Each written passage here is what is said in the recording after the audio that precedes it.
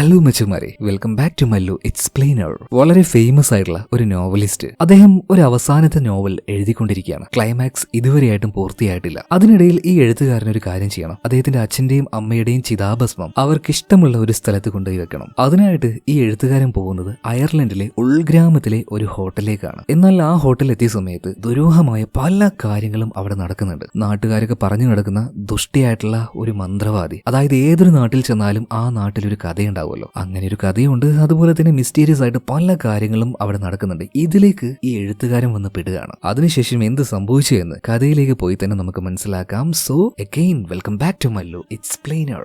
സിനിമയുടെ ആരംഭത്തിൽ ഒരു മരുഭൂമിയിലൂടെ ഒരു പട്ടാളക്കാരൻ നടന്നു പോയിക്കൊണ്ടിരിക്കുകയാണ്. അയാളുടെ കൂടെ തന്നെ ഒരു കുട്ടിയുണ്ട് കേട്ടോ. മാത്രമല്ല ഇയാളുടെ കയ്യിൽ ഒരു കുപ്പിയുണ്ട്. ആ കുപ്പിയുടെ ഉള്ളിൽ ഒരു മാപ്പും ഉണ്ട്. ഇടയ്ക്ക് അത് എടുത്തു നോക്കും. എന്നിട്ട് അതിൽ പറഞ്ഞ വഴി അനുസരിച്ച് മുന്നോട്ടേക്ക് പോകും. അങ്ങനെ കുറച്ചു ദൂരം മുന്നോട്ടേക്ക് പോയി ആ കുപ്പിയിലുണ്ടായിരുന്ന മാപ്പ് എടുത്ത് നോക്കുകയാണ്. അതിലൊരു ചുവന്ന സ്ഥലം മാർക്ക് ചെയ്തിട്ടുണ്ട്. അത് നോക്കി മനസ്സിലാക്കിയതിനു ശേഷം ആ മാപ്പ് അതേ കുപ്പിയിലേക്ക് തന്നെ തിരിച്ചു വെച്ച് വീണ്ടും അയാളും ആ ഒരു കുട്ടിയും മരുഭൂമിയിലൂടെ നടക്കുകയാണ്. നടന്ന് അവസാനം ചുവന്ന സർക്കിൾ വരച്ചു വെച്ച ആ സ്ഥലത്തേക്ക് ഇവരെത്തി. അപ്പോഴേക്കും ഇവരുടെ കയ്യിലുണ്ടായിരുന്ന വെള്ളം പൂർണ്ണമായിട്ടും കഴിഞ്ഞിട്ടുണ്ടായിരുന്നു. എന്തായാലും ഇനി ഇവിടുന്ന് മുന്നോട്ടേക്ക് പോകണമെങ്കിൽ ആ ഒരു മാപ്പ് എടുത്ത് നോക്കിയേ മതിയാവുള്ളൂ. എന്നാൽ എത്രയൊക്കെ ശ്രമിച്ചിട്ടും ആ കുപ്പിയുടെ ഉള്ളിൽ നിന്നും ആ മാപ്പ് എടുക്കാൻ കഴിയുന്നില്ല. ഇയാളുടെ കൂടെ ഉണ്ടായിരുന്ന കുട്ടിയാണെങ്കിൽ അവിടെ എവിടെയെങ്കിലും ഒരു കല്ലുണ്ടോ എന്ന് നോക്കിക്കൊണ്ടിരിക്കുകയാണ്. ഇതേ നേരം തന്നെ ഈ ഒരു യോദ്ധാവ് മണലിൽ ആ ഒരു കുപ്പി അടിച്ച് പൊട്ടിക്കാൻ നോക്കുന്നുണ്ട്. പക്ഷേ പൊട്ടുന്നില്ല. അങ്ങനെ അവസാനം ഇയാൾക്കൊരു ഐഡിയ തോന്നുകയാണ്. ഇപ്പൊ ആ ഒരു പയ്യനെ വിളിക്കുകയാണ്. നീ അങ്ങോട്ടേക്ക് തിരിഞ്ഞു നിൽക്കുന്ന പറയണം. അതായത് അവന്റെ തലയിൽ ആ ഒരു കുപ്പി വെച്ച് അടിച്ച് പൊട്ടിച്ച് അതിൽ നിന്നും ആ മാപ്പ് എടുക്കാനാണ് ഇയാളുടെ പ്ലാൻ. എന്നാൽ അയാൾ ആ കുട്ടിയുടെ തല കടിച്ചോ ഇല്ലയോ എന്ന് കാണിക്കുന്നില്ല.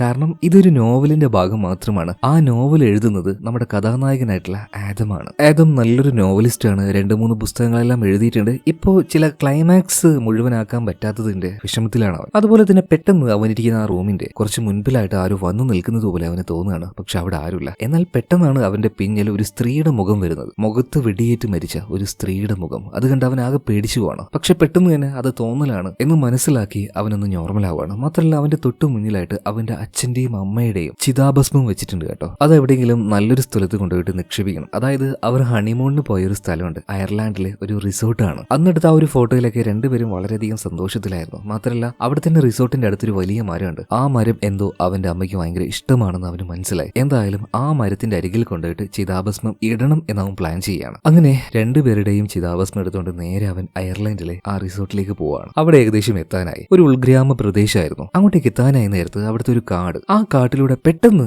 എന്തോ പോകുന്നതായിട്ട് അവൻ കണ്ടു. പക്ഷെ വ്യക്തമല്ല. ഒന്ന് നോക്കിയതിനു ശേഷം അവൻ നേരെ ആ ഒരു ഹോട്ടലിലേക്ക് ചെല്ലുകയാണ്. ഹോട്ടലിന്റെ ആ ഒരു പാർക്കിങ്ങിന്റെ ഭാഗത്തേക്ക് എത്തിയ സമയത്ത് കുറച്ച് വണ്ടികളൊക്കെ അവിടെ നിർത്തിയിട്ടുണ്ട്. എന്നാൽ ഈ വണ്ടികളുടെ മുകളിലേക്ക് അനാവശ്യമായിട്ട് കുറെ ആടുകൾ വന്ന് കയറും. അതിൽ ദേഷ്യം വന്ന് അവിടെ ഉണ്ടായിരുന്ന ഒരു ജോലിക്കാരൻ, അയാളെ നമുക്ക് മൈക്കിൾ എന്ന് വിളിക്കാം, ഈ മൈക്കിൾ ഒരു ആടിനെ വെടിവെച്ച് കൊല്ലുകയാണ്. അപ്പൊ ഇതൊക്കെ കണ്ടിട്ട് നമ്മുടെ ആദ്യം ചോദിക്കുന്നുണ്ട്, ഇതിന്റെ ആവശ്യമുണ്ടോ? കാറിന്റെ മുകളിൽ ആ ആട് ഒന്ന് കയറിയെന്ന് കരുതിയിട്ട് അതിനെ വെടിവെച്ച് കൊല്ലേണ്ട ഒരു ആവശ്യമില്ല എന്ന് പറയണേ. എന്നാൽ അതൊന്നും മൈക്കിൾ മൈൻഡ് ചെയ്യുന്നില്ല. അവൻ അവിടുത്തെ എന്തോ ജോലിക്കാരനാണെന്ന് തോന്നുന്നു. പിന്നീട് ആ ഒരു ഹോട്ടലിന്റെ ഉള്ളിലേക്ക് വന്ന സമയത്ത് ആദം ഒരു കാര്യം കാണാണ്. നല്ല പ്രായമായിട്ടുള്ള ഒരു അപ്പൂപ്പന്റെ മുന്നിലായിട്ട് 2 കുട്ടികൾ അങ്ങനെ പേടിച്ച് നിൽക്കുകയാണ്. അതായത് ആ കുട്ടികൾക്കായിട്ട് അപ്പൂപ്പൻ എന്തോ ഒരു കഥ പറഞ്ഞു കൊടുക്കുന്നുണ്ട്. അതായത് ഈ നാടിനെ കുറിച്ച് അറിയാത്ത ആരെങ്കിലും പുറത്തുനിന്ന് വന്നാൽ അത് കുട്ടികളായിക്കോട്ടെ വലിയവരായിക്കോട്ടെ അവരെ കാത്തിരിക്കുന്ന ഒരു മന്ത്രവാദി ഈ നാട്ടിലുണ്ട്. അങ്ങനെ പുറത്തുനിന്ന് വന്ന് ഈ നാടിനെ കുറിച്ച് ഒന്നും അറിയാത്ത ആ ആൾക്കാരെ ഈ മന്ത്രവാദി എന്താ ചെയ്യാന്നറിയോ? പാതാള ലോകത്തിലേക്ക് കൂട്ടിക്കൊണ്ടുപോകും. എന്നിട്ട് അവർ പോലും അറിയാതെ അവരുടെ കയ്യിൽ ഒരു ചങ്ങല വെച്ച് കെട്ടും. അതിനുശേഷം കുറേ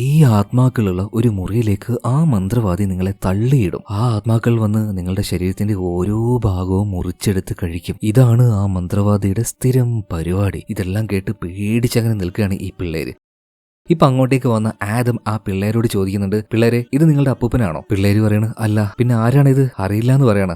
ഇങ്ങനെ അറിയാത്ത ആൾക്കാരോട് സംസാരിച്ച് നിൽക്കണ്ട, വേഗം പൊക്കോന്ന് പറയാണ്. പിള്ളേര് വേഗം തന്നെ അവിടുന്ന് പോവാണ്. ഇതേ സമയം തന്നെ അവിടുത്തെ റിസപ്ഷനിസ്റ്റും മാനേജറും ഇതെല്ലാം ആയിട്ടുള്ള ഹാൽ എന്നൊരാൾ അങ്ങോട്ടേക്ക് വരുന്നുണ്ട്. അയാൾ വന്നപാട് തന്നെ ആദത്തിന്റെ ബുക്കിംഗ് ഡീറ്റെയിലും കാര്യങ്ങളൊക്കെ ചോദിക്കുന്നുണ്ട്. അപ്പൊ ആ ഒരു വൃദ്ധനായിട്ടുള്ള ആളും ചോദിക്കുന്നുണ്ട്, അല്ല നിങ്ങൾ എപ്പോഴാ ബുക്ക് ചെയ്തത്? ഏത് റൂമാ ബുക്ക് ചെയ്തത്? ഇതെല്ലാം കേട്ടപ്പോ ആദം ചോദിക്കാണ്, നിങ്ങൾക്ക് നിങ്ങളുടെ പരിപാടി ചെയ്താൽ പോരെ, വെറുതെ എന്തിനാ എന്റെ കാര്യത്തിൽ ഇടപെടുന്നത്? ഇപ്പൊ ആ ഒരു വ്രതം പറയണ മോനെ ഇത് എന്റെ ജോലി തന്നെയാണ്, കാരണം ഇതെന്റെ ഹോട്ടലാണ്. ഓ നിങ്ങളുടെ ഹോട്ടലാണല്ലേ. ഇതേ നേരം തന്നെ ഇവിടുത്തെ ജോലിക്കാരനായിട്ടുള്ള മൈക്കിൾ അങ്ങോട്ടേക്ക് വരുന്നുണ്ട്. ഭയങ്കര പരുക്കമായിട്ടുള്ള ഒരു സ്വഭാവം കേട്ടോ. മൈക്കിൾ വന്നപാട് തന്നെ ആദത്തിന്റെ ലഗേജും കാര്യങ്ങളൊക്കെ എടുക്കുകയാണ്. പിന്നീട് ആടിനെ വെടിവെച്ചു കൊന്ന ആ ഒരു ഗണ്ണും അവിടെ വെച്ച് മൈക്കിൾ പോകുന്നുണ്ട്. ഇതേ സമയത്ത് തന്നെ മാനേജർ ചില കാര്യങ്ങൾ നമ്മുടെ ആദത്തിനോട് പറയണം. സാറേ ചിലപ്പോൾ 2-3 ദിവസം കഴിഞ്ഞാൽ ഇവിടെ ഹാലോവീൻ സെലിബ്രേഷൻ ആയിരിക്കും, അപ്പൊ ഭയങ്കര ഒച്ചയും ബഹളൊക്കെ ആയിരിക്കും കേട്ടോ. അപ്പൊ ആദം പറയണം, ഓഹ് എനിക്ക് അതൊന്നും പറ്റില്ല കേട്ടോ, ഭയങ്കര സൈലന്റ് ആയിട്ടുള്ള ഏതെങ്കിലും റൂം തന്നെ എനിക്ക് വേണം. ആയിക്കോട്ടെ സാറേ, അതുപോലെ ഒരു റൂം തരാമെന്ന് ഈ മാനേജർ ഹാല് പറയാണ്. അതുപോലെ തന്നെ ഹാല് പറയണം, സാറേ എനിക്ക് നിങ്ങളെ അറിയാട്ടോ, നിങ്ങളുടെ പുസ്തകങ്ങളൊക്കെ ഞാൻ വായിച്ചിട്ടുണ്ട്, എന്റെ മോൻ നിങ്ങളുടെ വലിയൊരു ഫാനാണ്, ഒരു ഓട്ടോഗ്രാഫ് തരാൻ പറ്റുമെന്ന് ചോദിക്കണം. എന്നാൽ അപ്പൊ തന്നെ മുഖത്ത് അടിച്ചതുപോലെ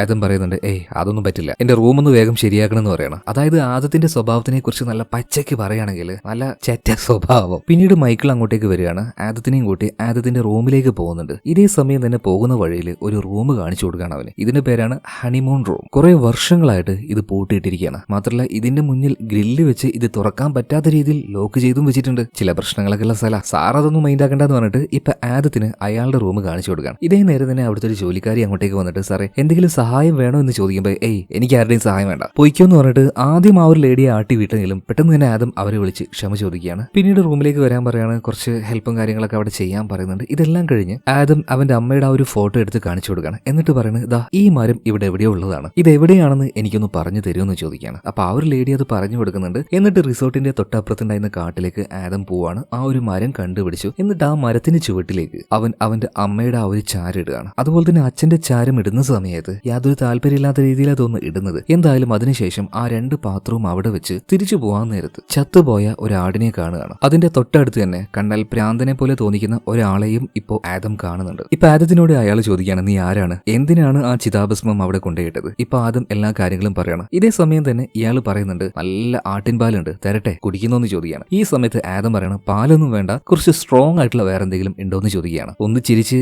ഈ പ്രാന്തൻ അയാളുടെ കയ്യിലുണ്ടായിരുന്നു നല്ല വീര്യം കൂടിയ വാറ്റെടുത്ത് കൊടുക്കുകയാണ്. അതിപ്പോ ആദം കുടിക്കുന്നുണ്ട്. ഈ സമയത്ത് ആദം ചോദിക്കുന്നത്, അല്ല നിങ്ങൾ എന്തിനാണ് ആട്ടിൻപാൽ ഇങ്ങനെ കുടിക്കുന്നത്? അപ്പൊ ആള് പറയാണ്, ഈ കാട്ടിലെ ചില മരുന്നുകൾ അത് ഈ ആട്ടിൻപാലിൽ മിക്സ് ചെയ്ത് കുടിച്ചാല് ഇവിടെ കുറേയധികം മന്ത്രവാദികളുണ്ട്, അവറ്റകളുടെ കയ്യിൽ നിന്ന് രക്ഷപ്പെടാൻ പറ്റും. ഇയാളുടെ സംസാരം കേട്ടപ്പോൾ ആൾക്ക് ഇച്ചിരി വട്ടുണ്ട് എന്ന് നമ്മുടെ ആദത്തിന് മനസ്സിലായി. അതുപോലെ തന്നെ ആദം ചോദിക്കുകയാണ്, അവിടെ ഉണ്ടായിരുന്ന കാറിന്റെ മുകളിൽ എന്തിനാണ് ഈ ആടുകൾ പിന്നെയും വന്ന് കയറുന്നത്? അതായത് ആടുകൾ കാറിന്റെ മുകളിൽ വന്ന് കയറുക, അപ്പൊ തന്നെ ആടുകളെ മൈക്കിൾ വെടിവെച്ച് കൊല്ലുക. ഈ കാര്യം ആദം ശ്രദ്ധിക്കുന്നുണ്ടായിരുന്നു. എന്തായാലും അത് കേട്ട സമയത്ത് ഈ പ്രാന്തൻ പറയാണ്, അതിന്റെ പിന്നിൽ ഒരു കാരണമുണ്ട്. അതായത് ഞാൻ പറഞ്ഞല്ലോ, കാട്ടിലെ ഒരു മരുന്ന് കഴിച്ചാൽ മന്ത്രവാദികളിൽ നിന്ന് രക്ഷപ്പെടാന്ന്. ഈ ചെടി ഈ ആടുകൾ കഴിക്കും. ഈ ആടുകൾ ഇത് കഴിച്ചു കഴിഞ്ഞാൽ അവർക്ക് അവരുടെ മുഖം തന്നെ കാണാൻ തോന്നും, അവരുടെ കണ്ണുകളിലേക്ക് നോക്കി നിൽക്കാൻ തോന്നും. അതുകൊണ്ടാണ് അവറ്റകൾ നേരെ കാറിന്റെ മുകളിൽ കയറിയിട്ട് ആ കണ്ണാടിയിലൂടെ അവരുടെ മുഖം തന്നെ അങ്ങനെ നോക്കി നിൽക്കുന്നത്. എന്തായാലും ഇയാൾ ഈ പറയുന്ന പൊട്ട കഥകളൊന്നും വിശ്വസിക്കാതെ ആദം അവിടുന്ന് പോവാണ്. അതുപോലെ തന്നെ ഇയാളുടെ പേര് ജെറി എന്നാണ്. ആ നാട്ടുകാരെ മുഴുവൻ ഇയാളെ പ്രാന്തൻ, സൈക്കോ,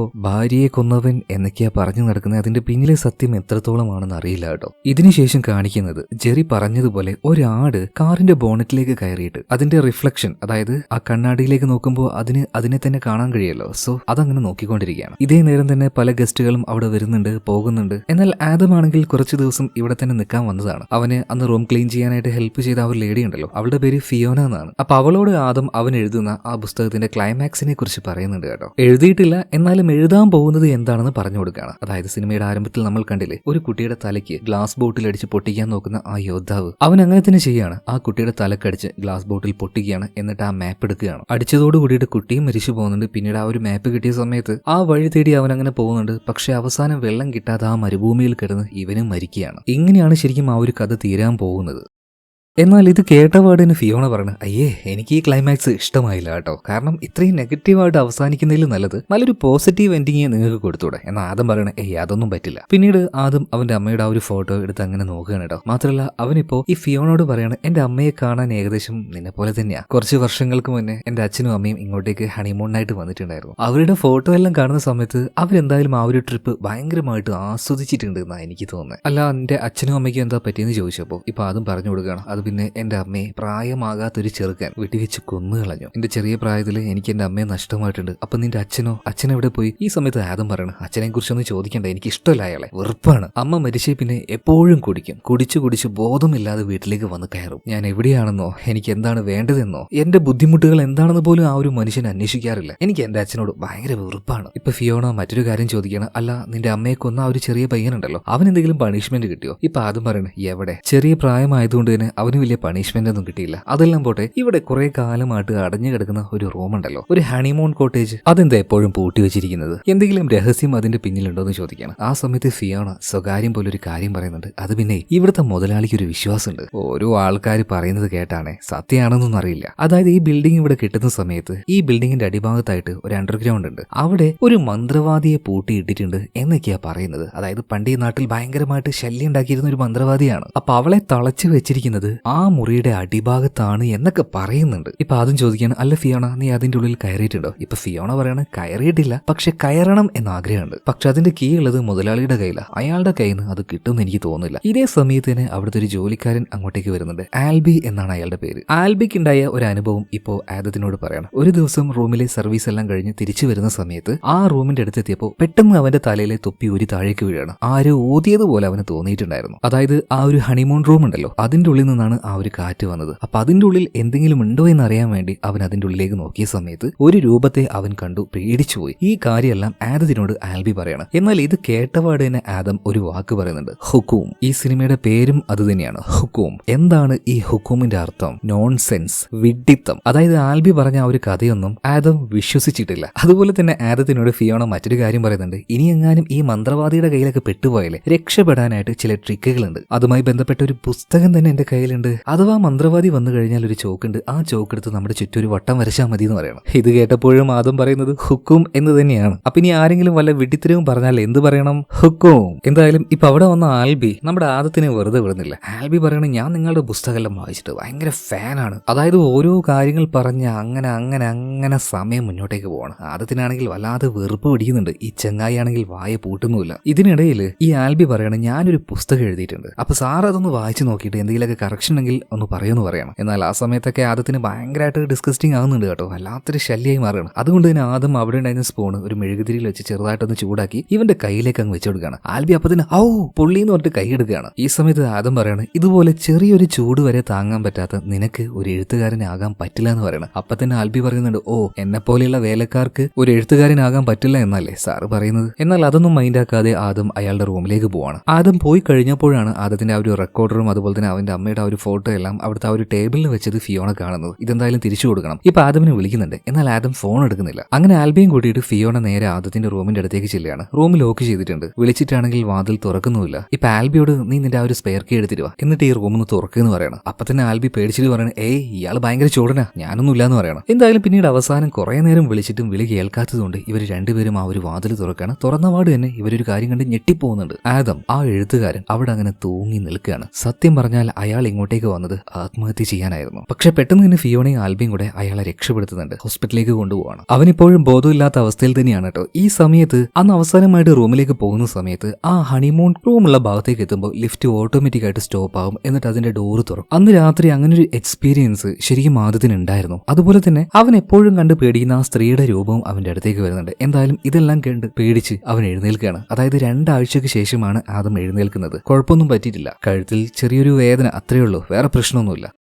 എന്തായാലും ട്രീറ്റ്മെന്റ് കഴിഞ്ഞ് അവൻ നേരെ വരുന്നത് ആ ഹോട്ടലിലേക്കാണ്. ഇതേ സമയം തന്നെ അവിടുത്തെ മാനേജറായിട്ടുള്ള മാൽ ഉണ്ടല്ലോ, ഇയാളുമായിട്ട് ചില പോലീസുകാർ എന്തൊക്കെയോ സംസാരിച്ചുകൊണ്ടിരിക്കുന്നുണ്ട്. പിന്നീട് അവർ അവിടെ നിന്ന് പോവാണ്. ഇപ്പൊ ആദ്യം നേരെ മാലിന്റെ അടുത്തേക്ക് ചെല്ലുന്നുണ്ട്. ഇപ്പൊ മാല് ചോദിക്കണം, അല്ല നിങ്ങൾ എന്തിനാണ് ഇങ്ങോട്ടേക്ക് വന്നത്? ആദം പറയണത് എന്റെ സാധനങ്ങൾ അതെടുക്കാൻ വന്നതാണ്. ഓ അത് ഇവിടെ തന്നെ വെച്ചിട്ടുണ്ട് കേട്ടോ, നിങ്ങൾ അത് എടുത്തോന്ന് മാല് പറയാണ്. ഇതേ സമയം തന്നെ ആദം ചോദിക്കണം, അല്ല ആരാണ് എന്നെ രക്ഷപ്പെടുത്തിയത്? ഇപ്പൊ മാല് പറയണം, അത് പിന്നെ ആ ഒരു ഫിയോണ ഉണ്ടല്ലോ, ആ പെൺകുട്ടിയാണ്. ഓ ഫിയോണയാണല്ലേ, നല്ലൊരു കാര്യം ചെയ്യോ, ആ പെൺകുട്ടിയുടെ നമ്പർ ഒന്ന് തരുമോ, എനിക്കൊന്ന് വിളിച്ച് നന്ദി പറയാനായിരുന്നു. ഇതേ സമയത്ത് തന്നെ മാൽ പറയണ് അത് പിന്നെ ഫിയോണയെ കാണാതായി. 2-3 ദിവസം മുന്നേ ഇവിടെ ഹാലോവിൻ പാർട്ടി ആയിരുന്നു. ആ സമയത്താണ് ഫിയോണയെ കാണാതായത്. അപ്പൊ അതിന്റെ അന്വേഷണത്തിന് വേണ്ടിയിട്ടാണ് കുറച്ചു നേരം മുന്നേ പോലീസുകാർ ഇങ്ങോട്ടേക്ക് വന്നത്. അതുപോലെ തന്നെ പോലീസുകാർ ഒരു കാര്യം കണ്ടുപിടിച്ചിട്ടുണ്ട്. ഈ ഫിയോണ അവസാനമായിട്ട് സംസാരിച്ചത് കാട്ടിൽ ഇടയ്ക്കിടയ്ക്ക് കാണുന്ന ആ ഒരു പ്രാന്തനുണ്ടല്ലോ ജെറി, അയാളുമായിട്ടാണ്. ആരൊക്കെയോ ഈ ജെറിയുമായിട്ട് ഫിയോണ സംസാരിക്കുന്നത് കണ്ടിട്ടുണ്ട്. എന്തായാലും അതിനുശേഷമാണ് അവളെ കാണാതായത്. മാത്രമല്ല ഈ ജെറി ഒരു പ്രാന്തനാണ്. സ്വന്തം ഭാര്യയെ തന്നെ കൊന്ന് കാട്ടിലേക്ക് ഒളിച്ചോടിയവനാണ്. ഇതേ സമയം തന്നെ അവിടെ ഉണ്ടായിരുന്ന മൈക്കിളും പറയുന്നുണ്ട്, പലതവണ ഫിയോണയോട് ഞാൻ പറഞ്ഞതാ അയാളോട് സംസാരിക്കേണ്ട, ഒരു പ്രാന്തനാണ്, സൈക്കോ ആണെന്ന്. അവസാനത ഇങ്ങനെയൊക്കെ സംഭവിച്ചു. എന്നാൽ ഇതൊന്നും കേട്ട് ആദത്തിന് വിശ്വസിക്കാൻ കഴിയുന്നില്ല. ഇവരെല്ലാവരും പറയുന്നത് പോലെ അത്ര ഒരു വൃത്തികെട്ട മനുഷ്യനൊന്നുമല്ല ആ ജെറി. അന്ന് അയാളോട് കുറച്ചുനേരമൊക്കെ ആദം സംസാരിച്ചതാണ്. ആദം പറയുന്ന കാര്യം എന്താ വെച്ചാൽ ആ ഒരു ഹണിമൂൺ റൂം ഉണ്ടല്ലോ, എല്ലാവർക്കും പോകാൻ പേടിയുള്ള റൂം, അങ്ങോട്ടേക്ക് പോകണമെന്ന് ഫിയോണയ്ക്ക് ഭയങ്കര ആഗ്രഹം ഉണ്ടായിരുന്നു. അപ്പൊ അതിന്റെ ഉള്ളിലേക്ക് എങ്ങാനും അവൾ പോയിട്ടുണ്ടാവോ? എന്നാൽ അപ്പൊ തന്നെ മൈക്കിൾ പറയണ ഒരു കാരണവശാലും അവൾ അവിടെ പോകാൻ സാധ്യതയില്ല. കാരണം അതിന്റെ കീ ഉള്ളത് ഓണറുടെ കയ്യിലാണ്. ഒരു കാരണവശാലും അത് മറ്റാരുടെ കയ്യിൽ എത്തില്ല. അവൾ എന്തായാലും ആ റൂമിൽ പോയിട്ടില്ല. അപ്പൊ തന്നെ ആദം പറയുന്നുണ്ട്, ഓഹോ, അപ്പൊ നിങ്ങൾ ആരും ആ റൂമിൽ ഇതുവരെയായിട്ട് നോക്കിയിട്ടില്ല അല്ലേ? നിങ്ങൾക്ക് എന്താ ഒന്ന് നോക്കിയാൽ എന്നൊക്കെ ആദ്യം ചോദിക്കുമ്പോൾ മൈക്കിൾ പറയണം, സാറേ ഇത്രയും നേരം കുറച്ച് മാന്യമായിട്ട് സംസാരിച്ചു, ഇനി എന്റെ സ്വഭാവം മാറ്റാൻ നിൽക്കരുത്, സാർ മര്യാദയ്ക്ക് ഇവിടുന്ന് പൊയ്ക്കേന്ന് പറയണം. പിന്നീട് ആദം ഒന്നും മിണ്ടാതെ കാറിൽ പോയിരിക്കുകയാണ്. പക്ഷെ ഇവിടുന്ന് പോകാൻ അവന് തോന്നില്ല. അവൻ നേരെ അവിടെ ഉണ്ടായിരുന്ന കാട്ടിലേക്ക് പോവാണ്. അങ്ങനെ കാട്ടിലേക്ക് പോയപ്പോൾ അവിടെ ഒരു പഴയ വാന് കാണുന്നുണ്ട്. പതിയെ അതിന്റെ അടുത്തേക്ക് ചെന്ന് അതിന്റെ ബാക്ക് ഡോർ തുറന്നപ്പോൾ ആരും ഇവിടെ താമസിച്ചതിന്റെ ചില ലക്ഷണങ്ങളൊക്കെ ഉണ്ട്. മിക്കവാറും അത് ആ ഒരു ജെറി ആയിരിക്കും. എന്തായാലും അതിനുള്ളിൽ വെച്ച് ഒരു ഡയറി കിട്ടുന്നുണ്ട്. ഇതേ സമയം തന്നെ അങ്ങോട്ടേക്ക് ജെറി വരികയാണ്. പെട്ടെന്ന് ജെറിയെ കണ്ടപ്പോൾ ആദം ഒന്ന് പേടിച്ചു പോകുന്നുണ്ട്. ഇപ്പൊ ജെറി ആദത്തിനോട് ചോദിക്കുകയാണ്, സാറേ രക്ഷപ്പെട്ടല്ലേ? ആ ഒരു പെൺകുട്ടിയാണ് സാറിനെ രക്ഷപ്പെടുത്തിയത്, ഫിയോണ, ഒരു പാവം പെൺകുട്ടിയായിരുന്നു. ഇതേ സമയത്തിന് ആദം പറയാണ്, അവള് തന്നെയാ രക്ഷപ്പെടുത്തിയത്, പക്ഷേ അവളോടൊന്ന് നന്ദി പറയാൻ വരെ എനിക്ക് പറ്റിയില്ല, അവളെ കാണാതായി. എല്ലാവരും പറയുന്നു ജെറി നിങ്ങളാണ് അവളെ തട്ടിക്കൊണ്ടുപോയത് എന്ന്, നിങ്ങളൊരു ഭ്രാന്തനാണ്, സൈക്കോ ആണ്, ഭാര്യയെ കൊന്നവനാണ് എന്നൊക്കെയാ ഇവര് പറയുന്നത്. ഇതിലൊക്കെ വല്ല സത്യമുണ്ടോ? ഇപ്പൊ ജെറി പറയാണ്, അവര് പറയുന്നതിൽ സത്യമുണ്ട്, ശരിയാണ്, ഞാൻ എന്റെ ഭാര്യയെ കൊന്നു, പക്ഷെ എന്തിനാണ് കൊന്നതെന്ന്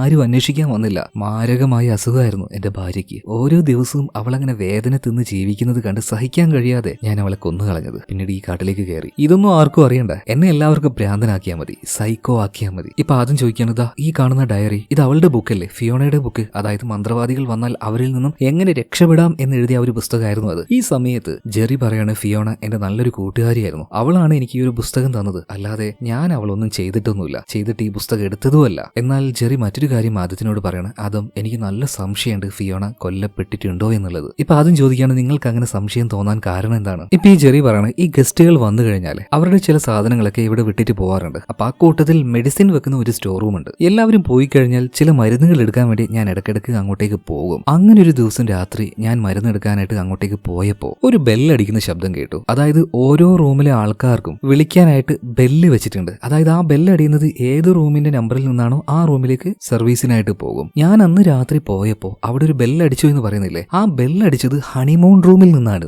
ആരും പോവാത്ത ആ റൂമിൽ പോയിട്ട് ആരാണ് മണിയടിക്കുന്നത്? പെട്ടെന്നാണ് ഫിയോണ എന്റെ മുന്നിൽ വന്നിട്ട് ഹണിമൂൺ റൂമിലേക്ക് പോ എന്ന് പറയുന്നത്. പെട്ടെന്ന് തന്നെ അവൾ അപ്രതീക്ഷിച്ചാവുകയും ചെയ്തു. എനിക്ക് തോന്നുന്നത് അത് അവളുടെ ആത്മാവാണെന്നാണ്. എന്നാൽ ഇതൊന്നും കേട്ടിട്ട് ആദ്യത്തിന് വിശ്വസിക്കാൻ കഴിയുന്നില്ല. പക്ഷെ ജെറി ഒരു കാര്യം പറയുന്നുണ്ട്, എനിക്കൊരു പ്ലാൻ ഉണ്ട്, എങ്ങനെയെങ്കിലും ആ റൂമിന്റെ ഉള്ളിൽ ഒന്ന് കയറി നോക്കണം ഫിയോണ അതിന്റെ ഉള്ളിൽ ഉണ്ടോ ഇല്ലയോ എന്നുള്ളത്. കാരണം ഇനി വരാൻ പോകുന്നത് അൺസീസൺ ആണ്, ഗസ്റ്റ് ഒന്നും ഉണ്ടാവില്ല. അപ്പൊ ഏകദേശം എല്ലാം ക്ലോസ് ചെയ്ത് ഇവരെല്ലാവരും പോകും. എന്റെ കയ്യിലാണെങ്കിൽ ആ ഹണിമൂൺ റൂമിന്റെ ഒരു സ്പെയർ കീ ഉണ്ട്. അപ്പൊ അതെങ്ങനെ നിനക്ക് കിട്ടിയെന്ന് ആദ്യം ചോദിച്ചപ്പോ, ഇതിന്റെ ആ ഒരു മുതലാളിയുടെ വീട് ഇവിടെ തന്നെയാ, അയാൾ അറിയാതെ ഞാൻ അവിടെ പോയിട്ട് അത് പതുക്കെ അങ്ങോട്ട് അടിച്ചു മാറ്റി. ഈ സമയത്ത് ആദ്യം ഒരു കാര്യം ചോദിക്കണം, അല്ല ഈ കീ നിങ്ങൾ അടിച്ചു മാറ്റിയെങ്കിൽ പിന്നെ എങ്ങനെയാണ് ഫിയോണ അതിന്റെ ഉള്ളിൽ പോയിട്ടുണ്ടാവുക? ഈ സമയത്ത് ജെറി പറയാണ്, താക്കോൽ എന്റെ കയ്യിൽ ഇപ്പോഴാണ് കിട്ടിയത്, അതിനു മുന്നേ മറ്റാർക്കെങ്കിലും ആ ഒരു ചാവി കിട്ടിയിട്ടുണ്ടാവണം, പിന്നീട് എങ്ങനെയെങ്കിലും ഫിയോണ അതിന്റെ ഉള്ളിൽ പോയിട്ടുണ്ടാവണം. എന്തായാലും ചാവി എടുത്ത ആള് അത് വീണ്ടും മുതലാളിയുടെ അടുത്ത് തന്നെ കൊണ്ടുവച്ചിട്ടുണ്ടാകും. മുതലാളി ഈ കാര്യമൊന്നും അറിയുന്നുണ്ടാവില്ല. എന്തായാലും അതിനുശേഷമാണ് ഞാൻ ഈ ചാവി എടുത്തത്. അതായത് ജെറിക്ക് തോന്നുന്ന കാര്യങ്ങൾ അവനങ്ങനെ പറയാണ്. എന്തായാലും ഇപ്പൊ ആദം പറയണം, ഒരു കാര്യം ചെയ്യും, ആ ചാവി നീ എനിക്ക് കൊണ്ട, ഞാൻ എന്തായാലും ഹണിമൂൺ റൂമിൽ ഒന്ന് കയറി നോക്കട്ടെ എന്ന് പറയണം. എന്നാൽ ജെറി പറയണം, നീ ഒറ്റയ്ക്ക് പോണ്ട, അങ്ങോട്ടേക്ക് പോയാൽ എന്തായാലും അവർ പിടിക്കും, രാത്രിയാവട്ടെ, നമുക്ക് ഒരുമിച്ച് പോകാന്ന് പറയാം. അങ്ങനെ രാത്രിയായ സമയത്ത് കറക്റ്റ് ടൈമിൽ ആദം അതുപോലെ തന്നെ ഈ ജെറി രണ്ടുപേരും കൂടെ നേരെ ആ ഹോട്ടലിലേക്ക് പോവാണ്. അവിടെ എത്തിയ സമയത്ത് ആദത്തിനോട് ജെറി പറയണം, തൽക്കാലം നീ പുറത്ത് നിൽക്ക്, ഞാൻ ഉള്ളിലേക്ക് പോയിട്ട് കാര്യങ്ങളൊക്കെ ഒന്ന് നോക്കട്ടെ, അതുപോലെ എന്തെങ്കിലും ഒരു ആയുധം നമുക്ക് വേണമല്ലോ, സോ അതും ഞാൻ സംഘടിപ്പിക്കട്ടെ എന്ന് പറയണം. അങ്ങനെ ജെറി ഉള്ളിലേക്ക് പോകുന്നുണ്ട്. ഉള്ളിലേക്ക് പോയി അവിടെ ആരും ഇല്ലാന്ന് കൺഫേം ചെയ്യാണ്. മാത്രമല്ല മാത്രമല്ല എന്തെങ്കിലും ഒരു അപകടം വന്നാൽ നേരിടാൻ ഒരു ആയുധം കയ്യിൽ വേണ്ടേ. അപ്പൊ ആ ഒരു മൈക്കിൾ ആടുകളെ കൊല്ലാൻ ഉപയോഗിക്കുന്ന ഒരു ഗണ്ണ് അവിടെ ഉണ്ടായിരുന്നു. അപ്പൊ ആ ഒരു ഗണ്ണ് ജെറി എടുക്കാൻ നിൽക്കുമ്പോൾ പെട്ടെന്നാണ് ഒരാൾ വന്നിട്ട് ഈ ജെറിയെ പിടിച്ചടിച്ച് താഴെ ഇടുന്നത്. മറ്റാരുമല്ല, അത് മൈക്കിൾ തന്നെയായിരുന്നു. മൈക്കിൾ പോയിട്ടില്ല, അവനടുത്ത് സെക്യൂരിറ്റി ഗാർഡ് അല്ലേ, അവൻ അവിടെ തന്നെ ഉണ്ടായിരുന്നു. എന്തായാലും മൈക്കിൾ ഇപ്പൊ ജെറിയെ അടിച്ചിട്ട് അവനെ കെട്ടിയിടുകയാണ്. അപ്പൊ തന്നെ മൈക്കിൾ പോലീസിനെ ഫോൺ വിളിച്ച് പറയണം, സാറേ നിങ്ങൾ തേടിക്കൊണ്ടിരിക്കുന്ന ആ ഒരു സൈക്കോയെ എനിക്ക് കിട്ടിയിട്ടുണ്ട്, ഞാൻ എന്തായാലും സ്റ്റേഷനിലേക്ക് അവനെ കൊണ്ടുവരാന്ന് പറയാം. അങ്ങനെ പാവം നമ്മുടെ ജെറിയെ ചുരുട്ടിയെടുത്തുകൊണ്ട് മൈക്കിൾ നേരെ സ്റ്റേഷനിലേക്ക് പോകണം. എന്നാൽ ഈ സമയത്തും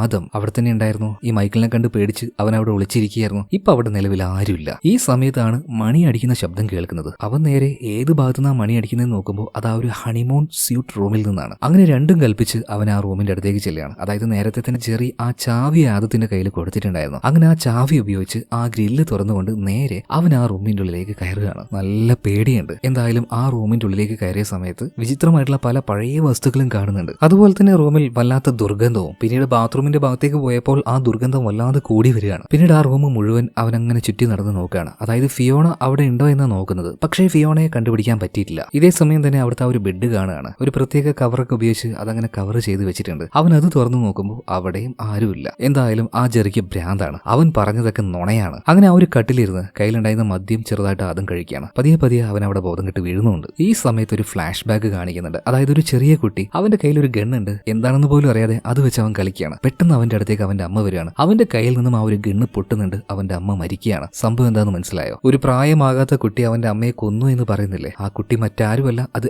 ആദം തന്നെയാണ്. ഇടയ്ക്കിടയ്ക്ക് അവൻ കാണുന്ന ആ ഒരു വിചിത്രമായ പേടിപ്പെടുത്തുന്ന രൂപം അത് അവന്റെ അമ്മയുടേത് തന്നെയാണ്. അവന്റെ കുറ്റബോധം കൊണ്ടാണ് ഇങ്ങനെയുള്ള തോന്നലുകൾ വരുന്നത്. ഇപ്പൊ ആര് വന്നിട്ട് അവനെ വിളിക്കുകയാണ് കേട്ടോ. പെട്ടെന്ന് അവൻ കണ്ണു തുറക്കുന്നുണ്ട്. വിചിത്രമായിട്ടുള്ള മുഖം മൂടിയിട്ട ഒരു മനുഷ്യൻ. പെട്ടെന്ന് കണ്ടതുകൊണ്ട് ആദം ഞെട്ടിപ്പോവാണ്. എന്നാൽ ശരിക്കും നോക്കിയപ്പോൾ അതൊക്കെ അവന്റെ തോന്നലായിരുന്നു. അവനെ വന്ന് വിളിച്ചത് മറ്റാരുമല്ല, അവിടുത്തെ മാനേജർ ആയിട്ടുള്ള മേലായിരുന്നു. ഇപ്പൊ മേല് ചോദിക്കണം, അല്ല ആദം നീ എങ്ങനെയാണ് ഇങ്ങോട്ടേക്ക് വന്നത്? ഹണിമൂൺ റൂമിന്റെ ചാവി കാണാത്തത് കൊണ്ട് ഓണറാണ് എന്നെ ഇങ്ങോട്ടേക്ക് വിട്ടത്. അപ്പോഴാണ് ഞാൻ നിന്നെ ഇവിടെ കണ്ടത്. അല്ല എന്താ പറ്റിയത്, നീ എങ്ങനെ ഇവിടെ എത്തിയത്? ഇപ്പൊ ആദം പറയാണ്, ഫിയോണ അവൾ ഇവിടെ ഉണ്ടോ എന്ന് അറിയാൻ വേണ്ടിട്ടാ ഇങ്ങോട്ടേക്ക് വന്നത്. അതുപോലെ തന്നെ ആ ഒരു പ്രാന്തൻ ജെറിയാണ് എന്നോട് ഈ കാര്യങ്ങളൊക്കെ പറഞ്ഞത്. അവന് ശരിക്കും പ്രാന്ത് തന്നെയാണ്, ഇവിടെ ഫിയോണയൊന്നുമില്ല. ഇപ്പൊ മാല് പറയണ, അതും എനിക്ക് കാര്യങ്ങളൊക്കെ മനസ്സിലാവും. നിനക്ക് ഫിയോണയോട് ഭയങ്കര നന്ദിയുണ്ട്, അവളോട് അത് പറയണം, അവളെ രക്ഷപ്പെടുത്തണം എന്നൊക്കെ ഒരുപാട് ആഗ്രഹം ഉണ്ടാകും. പക്ഷേ ഈ കാണിച്ചു കൂട്ടുന്നതൊക്കെ കുറച്ച് ഓവറാണ്. കാര്യം എന്താണെന്ന് വെച്ചാൽ ഇവിടെ വന്ന് പെട്ട് ഒരു പെൺകുട്ടി മരണപ്പെട്ടു പോയിട്ടുണ്ട്. അതുകൊണ്ടാണ് തീരെ ഇങ്ങോട്ടേ കാര്യം നമ്മൾ കടത്തി വിടാത്തത്. എന്തായാലും വാ നമുക്ക് പോകാന്ന് പറഞ്ഞിട്ട് ഇപ്പൊ മാൽ ആദത്തിനെയും കൂട്ടി അവിടെ നിന്ന് പോകാൻ നിൽക്കുമ്പോൾ ആദം ഒരു ഭാഗത്തേക്ക് തന്നെ അങ്ങനെ നോക്കി നിൽക്കുകയാണ്. എന്നാൽ മാല് പറയണ, ആദം അങ്ങോട്ടേക്കൊന്നും പോണ്ട, ഭയങ്കര അപകടം പിടിച്ച സ്ഥലമാണ്, നീ വാന്ന് പറഞ്ഞിട്ട് ഇങ്ങോട്ടേക്ക് വിളിക്കുകയാണ്. എന്നാൽ ആദം അങ്ങോട്ടേക്ക് പോയിട്ട് നേരെ ആ ഹോളിലൂടെ തലയിട്ട് താഴേക്ക് നോക്കുകയാണ്. നോക്കുമ്പോൾ എന്താ, വലിയ ആഴത്തിൽ ഒരു കുഴി പോലെ ഒരു സ്ഥലം. അതായത് ഈ ലിഫ്റ്റ് പോകാനായിട്ട് ഉണ്ടാക്കുന്ന ആ സ്ഥലം ഉണ്ടല്ലോ, അതുപോലത്തെ ഒരു സ്പേസ് നല്ല ആഴത്തിലാണ് അതുള്ളത്. നേരെ അണ്ടർഗ്രൗണ്ട് ബേസ്മെന്റിലേക്കാണ് ആ വഴി പോകുന്നത്. ഇത് കണ്ട് വിചിത്രമായിട്ട് തോന്നിയ ആദം ഇപ്പൊ മാലിനോട് ചോദിക്കണം, മാലെ ഇതെന്താണ് സംഭവം? ഇപ്പൊ മാല് വന്നിട്ട് പറയണത്, സാറേ അത് പണ്ട് ഇവിടെ ഒരു ബേസ്മെന്റ് ഉണ്ടായിരുന്നു, അങ്ങോട്ടേക്ക് പോകാൻ ഉണ്ടാക്കിയ ഒരു വഴിയായിരുന്നു, ഇപ്പൊ അതൊന്നും ഉപയോഗിക്കുന്നില്ല, അങ്ങോട്ടേക്ക് പോകാനായിട്ട് ഒരു വഴിയില്ല എന്നൊക്കെ മാല് പറയുമ്പോൾ ആദം അവിടെ ചെറിയൊരു ലിഫ്റ്റ് കാണുകയാണ്. അപ്പൊ പിന്നെ ഈ ലിഫ്റ്റ് എന്തിനാ സാറേ, അതൊന്നും വർക്ക് ചെയ്യില്ല, സാറൊന്ന് വേഗം വന്നേന്ന് പറഞ്ഞിട്ട് മാലിപ്പ് ധൃതിയാകാൻ തുടങ്ങുകയാണ്. എന്നാൽ അത് കേൾക്കാതെ ആദം പറയണം, ഞാൻ ഒന്ന് നോക്കട്ടെ എന്ന് പറഞ്ഞിട്ട് അവൻ ആ ലിഫ്റ്റിൽ ഞെക്കുകയാണ്. പെട്ടെന്ന് തന്നെ താഴെ ഉണ്ടായിരുന്ന ആ കുഞ്ഞു ലിഫ്റ്റ് മുകളിലേക്ക് പൊന്തി വരുന്നുണ്ട്. പൊന്തി വന്ന ആ ലിഫ്റ്റിൽ ഒരു കാര്യം കണ്ട് ആദം ആകെ ഞെട്ടിപ്പോവാണ്. ഒരു പ്രത്യേക വസ്ത്രം ധരിച്ച് നിൽക്കുന്ന ഫിയോണ, അവളുടെ ഡെഡ് ബോഡിയാണ് അതിലുണ്ടായിരുന്നത്. അവസാനം ഹാലോവീൻ സെലിബ്രേഷന്റെ സമയത്ത് അവൾ ഇട്ടതായിരുന്നു ഈ ഒരു വസ്ത്രം. എന്തായാലും ഇത് കണ്ടപാട് തന്നെ മാൽ അവിടുന്ന് ഒരേറ്റ ഓട്ടാണ്. ഓടിപ്പോയി ഈ റൂമിന്റെ വാതിൽ ക്ലോസ് ചെയ്ത് നേരെ താഴേക്ക് ഇറങ്ങി ഓടിയിട്ട് അവന്റെ കാർ എടുത്ത് പോവാണ്. ആദം കുറെ വിളിച്ചെങ്കിലും അവൻ അവിടെ നിന്നില്ല. വാതിലാണെങ്കിൽ പുറത്തുനിന്ന് ലോക്ക് ചെയ്തിട്ടുണ്ട്. സത്യം പറഞ്ഞാൽ ആ സ്യൂട്ട് റൂമിൽ അവനിപ്പോ പെട്ടുകിടക്കുകയാണ്. അപ്പൊ ആദത്തിന് മനസ്സിലായി, ആ ചെറി പറഞ്ഞത് തന്നെയാണ് ശരി, അവന് പ്രാന്തൊന്നുമില്ല. അവൻ പറഞ്ഞതാ ഫിയോണ മരിച്ചിട്ടുണ്ട് എന്ന്. മരിച്ചില്ലേ, അവളുടെ ഡെഡ് ബോഡി അല്ലേ തൊട്ട് മുന്നിൽ കിടക്കുന്നത്. ഇതിനുശേഷം ഒരു ഫ്ലാഷ് ബാക്ക് കാണിക്കുകയാണ്. കുറച്ച് ദിവസം മുന്നേ ഇവിടെ ഹാലോവീൻ സെലിബ്രേഷൻ നടന്നായിരുന്നല്ലോ. അന്ന് ഫിയോണയും അവളുടെ കൂട്ടുകാരികളൊക്കെ ഈ പറഞ്ഞതുപോലെ ഹാലോവിന് വേണ്ടി പ്രത്യേക ഡ്രസ്സെല്ലാം ധരിച്ച് അങ്ങോട്ടേക്ക് വന്നു. സെലിബ്രേഷൻ എല്ലാം കഴിഞ്ഞു. അത് കഴിഞ്ഞ് അവൾ ഹോട്ടലിലേക്ക് എത്തിയിട്ടുണ്ട്. പിന്നീട് ഫിയോണ മാലുമായിട്ട് അങ്ങനെ സംസാരിച്ചുകൊണ്ടിരിക്കുകയാണ്. നമ്മുടെ ആദത്തിനെ പറ്റി ആ ഒരു കാര്യത്തിൽ ഫിയോണയ്ക്ക് ഭയങ്കര വിഷമമുണ്ട്. അപ്പൊ അതൊക്കെ പറഞ്ഞാണ് അവരങ്ങനെ നിൽക്കുന്നത്. മാത്രമല്ല മാൽ അവൾക്ക് കുടിക്കാനായിട്ട് ഒരു ജ്യൂസും കൊടുക്കുകയാണ്. അത് കുടിച്ചതോട് കൂടിയിട്ട് ഫിയോണയുടെ ബോധം പോയി. അവളുടെ ബോധം പോയി ഉടനെ തന്നെ ഈ മാൽ എന്താ ചെയ്തെന്ന് അറിയോ, അവളെ ഒരു കസാലയിൽ ഇരുത്തി നേരെ ഈ സ്യൂട്ട് റൂമിലേക്ക് കൊണ്ടുപോയി. അതായത് ആ ഹണിമൂൺ സ്യൂട്ട് റൂമിലേക്ക് കൊണ്ടുപോയിട്ട് ആ റൂമിൽ തന്നെ ബേസ്മെന്റിലേക്ക് പോകാനുള്ള ആ ചെറിയ ലിഫ്റ്റ് ഉണ്ടല്ലോ, അതിന്റെ ഉള്ളിലേക്ക് അവളെ കയറ്റി നേരെ സ്വിച്ച് ഞെക്കി താഴേക്ക് അവളിട്ടു. എന്നിട്ട് ഒന്നും അറിയാത്തതുപോലെ ആ റൂമും ക്ലോസ് ചെയ്ത് ഇയാൾ പുറത്തേക്ക് വന്നു. ശരിക്കും അവളെ കൊല്ലാൻ വേണ്ടി തന്നെയാണ് മാൽ അങ്ങനെ ചെയ്തത്. എന്നാൽ മാൽ ശ്രദ്ധിക്കാത്തൊരു കാര്യം ഉണ്ടായിരുന്നു. അതായത് ആദം റെക്കോർഡ് ചെയ്യാൻ ഉപയോഗിക്കുന്ന ആ റെക്കോർഡിംഗ് സാധനം ഉണ്ടല്ലോ, അത് അവളുടെ കയ്യിൽ തന്നെ ഉണ്ടായിരുന്നു. ഫ്ലാഷ് ബാക്ക് കഴിഞ്ഞു. ഇപ്പൊ പ്രസന്റിൽ കാണിക്കുകയാണ്. അതായത് ഫിയോണയുടെ ഡെഡ് ബോഡിയുടെ അരികിൽ നിന്നും ആദത്തിന് അവന്റെ ആ ഒരു റെക്കോർഡർ കിട്ടുകയാണ്. അവൻ പതിയെ അത് ഓണാക്കിയപ്പോൾ മരിക്കുന്നതിന് മുന്നേ ഫിയോണ റെക്കോർഡ് ചെയ്ത ഒരു വോയിസ് അവൻ കേൾക്കുന്നുണ്ട്. അത് അവനിപ്പോ പ്ലേ ചെയ്ത് നോക്കുകയാണ്. അപ്പൊ അതെന്താണെന്ന് അറിയാൻ വേണ്ടി വേണ്ടിയിട്ട് നിങ്ങൾ കുറച്ചു നേരം ഒന്ന് വെയിറ്റ് ചെയ്യണം. മാക്സിമം 1-2 മണിക്കൂർ. അതിനുള്ളിൽ തന്നെ ഇതിന്റെ 2ാം ഭാഗം ഞാൻ അപ്ലോഡ് ചെയ്യും കേട്ടോ. ഇനി 2 മണിക്കൂറിന് ശേഷമാണ് നിങ്ങൾ ഈ വീഡിയോ കാണുന്നതെങ്കിൽ തീർച്ചയായിട്ടും 2ാം ഭാഗത്തിന്റെ ലിങ്ക് കമന്റ് ബോക്സിലും ഡിസ്ക്രിപ്ഷനിലും ഞാൻ കൊടുത്തിട്ടുണ്ടാവും. ദുരൂഹമായിട്ട് ഈ ഹോട്ടലിൽ നടക്കുന്ന എല്ലാത്തിന്റെയും പിന്നിൽ എന്താണെന്ന് നമുക്ക് 2ാം ഭാഗത്തിലൂടെ മനസ്സിലാക്കാം. അപ്പൊ അടുത്ത വീഡിയോയിൽ കാണാം. Okay, by.